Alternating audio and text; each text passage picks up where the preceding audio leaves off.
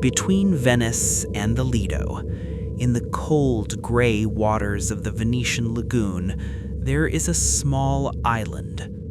You cannot visit it. It is illegal to set foot there. The Italian government forbids it. The locals don't need a law to stay away. Its name is Poveglia, and for 600 years, it was the place Venice sent the people it no longer wanted to think about. The plague dead, the infected living, the mentally ill. Layer upon layer upon layer of suffering, pressed into an island barely bigger than a city block. Scientists have tested the soil there. More than 50% of it is human ash. Venice was, for centuries, the most sophisticated city in Europe. A city built on water, a city of trade, of art, of extraordinary wealth, and a city that understood, earlier than almost anywhere else, that disease travels with people. When the Black Death arrived in Venice in 1348, half the city's population died. The survivors learned something from it. They invented a system. Any ship arriving in Venice from abroad, before it could dock, before its passengers could disembark, had to anchor at a designated island and wait. 40 days. The Italian word for 40 is quarantena. That is where we get the word quarantine. Venice invented it, and the island they used to hold the sick, the suspected, the dying, was Poveglia. It began as a temporary measure. It became something permanent. Over the following centuries, through outbreak after outbreak, barges arrived at Poveglia carrying the infected. Some were already dead when they arrived. Some were not yet sick, only suspected, showing the mildest symptoms, a cough, a fever, a swollen gland. It didn't matter. Once you were on the barge, you were not coming back. At the height of the outbreaks, historians estimate that between 100,000 and 160,000 people died on Poveglia Island. The bodies overwhelmed every grave. Workers spent entire days, without stopping, carrying the dead to pits and throwing them in. A 16th century chronicler named Rocco Benedetti wrote of conditions on the nearby quarantine islands. He wrote that the sick lay 3 or 4 to a bed, that the dying and the dead were indistinguishable, that workers collected bodies and threw them into graves all day without a break. He said it reminded him of hell. So many bodies were burned on Poveglia, so many pyres over so many decades, that the ash became the island itself. The ground you would walk on, if you were permitted to walk there, is not soil. It is them. By 1922, the plague was a memory. The quarantine station had been closed for over a century. Poveglia sat empty, and the Italian government looked at an abandoned island, surrounded by water, cut off from the mainland, invisible from Venice, and saw an opportunity. In 1922, Poveglia was converted into a psychiatric hospital, a place for the mentally ill, out of sight, out of mind, on an island already full of the forgotten. The patients who were brought there arrived by boat, just like the plague dead before them. In the early 20th century, Psychiatric treatment was already a word that covered a great deal of darkness. Electroshock therapy, lobotomies, restraints, isolation, procedures performed not to heal, but to silence. On Poveglia, there was a doctor. His name has been lost to time or buried, which may not be the same thing. What remains are accounts, stories that filtered back to the mainland through nurses, through staff, through the few patients who left the island alive.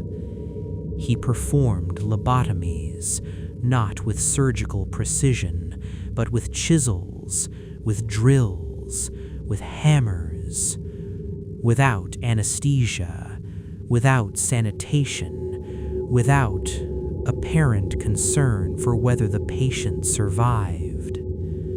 Patients were chained to beds, left in dark rooms for days, buried in unmarked graves on an island already full of unmarked graves. The isolation that made Poveglia perfect for quarantine made it perfect for this. Nobody could hear what happened there. The water saw to that. And then the doctor went mad. The accounts of what happened to the doctor are not consistent. Some say he began to see things, figures in the corridors, faces in the fog. The dead of Poveglia, centuries of them, moving through the asylum's halls alongside the living.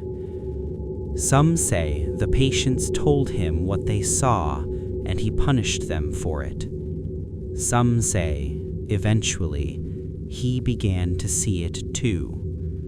One morning, he climbed to the top of the bell tower, and he fell. Whether he jumped, whether he was pushed, whether something else entirely happened, nobody agreed. A nurse who witnessed the fall later said that he survived the impact, that he was alive at the bottom, and that a mist rose from the ground around him, and that was the last thing she saw before she looked away. The hospital remained open after his death until 1968, when it closed, not with explanation, not with acknowledgement of what had happened there, but simply, quietly, the way Poveglia always ended things. The island was abandoned again, the buildings left to whatever wanted them. There is one detail about the bell tower I cannot move past. The bell was removed decades ago.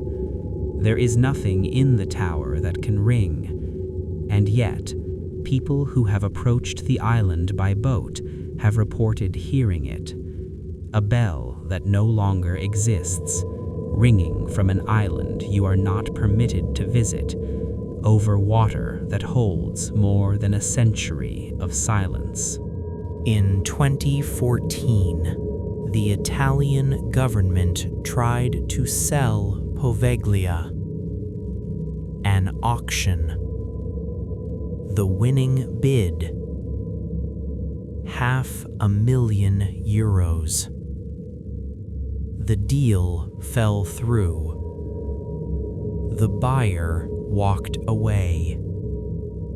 Nobody has explained exactly why. In 2025, a group called Poveglia per Tutti received a 6-year concession to develop part of the island into a public park. Whether that will happen, whether anyone will build something new on soil that is 50% human ash, remains to be seen. Here is what I keep coming back to. Poveglia was never one horror. It was three. First, a quarantine island where the sick and the merely suspected were sent to die alongside each other. Their bodies burned until the ground itself became their remains.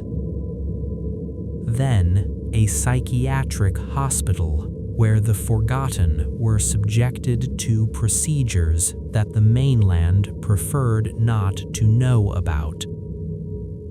On an island surrounded by water that carried no sound back to Venice. And then, abandonment, which may be the most Venetian horror of all. Venice is one of the most visited cities in the world. 30 million tourists a year walk its bridges, photograph its canals, eat in its restaurants. 8 kilometers away, across water you could cross in 20 minutes, the island sits, closed, crumbling, illegal to visit. 30% of its soil, some say 50, is the ash of people who were sent there because Venice needed them to be somewhere else. The bell tower still stands. The bell is gone.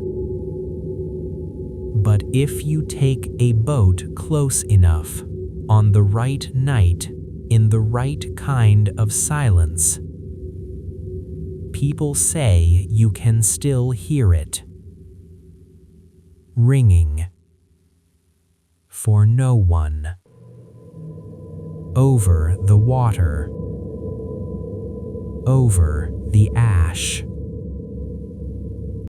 The next story begins in the dark. Subscribe to uncover it.